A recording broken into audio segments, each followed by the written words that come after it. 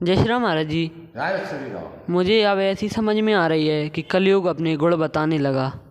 जय श्री राम। प्रश्न तो आपने बहुत अच्छा पूछा है। देखिए, श्री रामचरितमानस में आया है कि कलयुग समयुग यान नहीं, जोनर कर विश्वास, गाय राम गुण गण विमल भवतर नहीं प्रयास।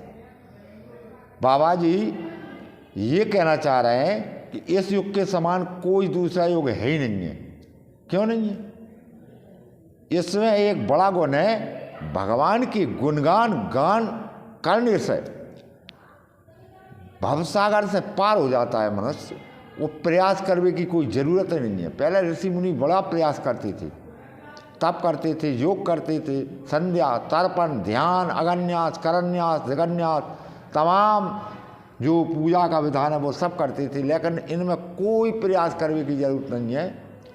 देखना, मैंने कुछ शब्द इसी रामायण के आधार पे और वेद शास्त्रों के आधार पे अपने ही हृदय से अनुमानित लगाकर कहे गए हैं कि नर होकर सोच करे मन तू, क्यों विधि को दोष लगाता है, अपराध तो कर ले स्वयं तू ही भगवान की गलती कहता है।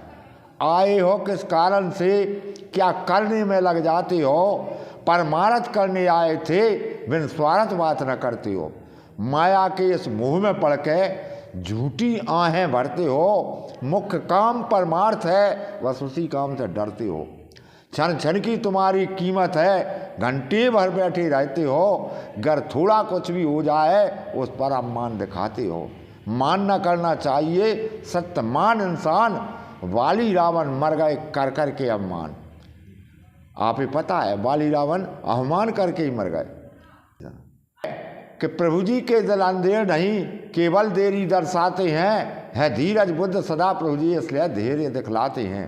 दीनों के भाई हैं प्रभु जी तब दीन बंद कहलाए हैं, कृपा करो हम दीनों पर प्रभु माया में बहलाए हैं। किशन कहे, मेरा नाम किशन है, किशन कहे हम शरण तेरे, शरणागत वत्सल नाम तेरा, तेरा गुणगान न जानूं मैं, सही माया दास है नाम मेरा। भगवान ने हमको संपत्ति दी, क्यों दी? दुखिया की सेवा करने को।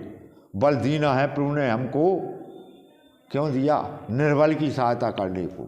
ना सेवा की है दुखिया की, दुखिया की सेवा नहीं की, दीन को और दुखा डाला, बल व्यर्थ दिया प्रभु ने तुमको, निर्बल गर कहीं सता डाला। गरीब को मार रहा है। ऐसे धन से है वृक्ष वाले, धन से तो वृक्ष अच्छी है, ऐसे धन से है वृक्ष वाले जो औरों को फल देती हैं, ऐसे बल से हैं बैल भले जो गाड़ी खींचे फिरती हैं। अच्छा तो करती है। इस काल चक्र का पता नहीं, ये काल चक्र घूम रहा है, इस काल चक्र का पता नहीं, ना जाने किस क्षण आएगा, केवल यश अपयश लेना है, सब व्यर्थ पड़ा रह जाएगा।